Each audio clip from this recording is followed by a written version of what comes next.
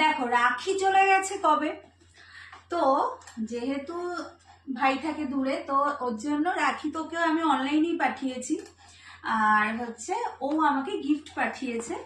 তো সেটা আজকে এসছে। ও আরেকটা গিফট এসেছিল, সেটা হচ্ছে যে মিডনাইটের যে কাজলগুলো নতুন বেরিয়েছে ওই কাজলটা পাঠিয়েছিল।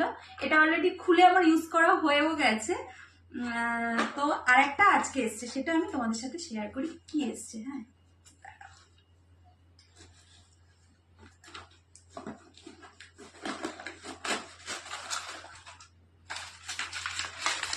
এটা কিছু নেই।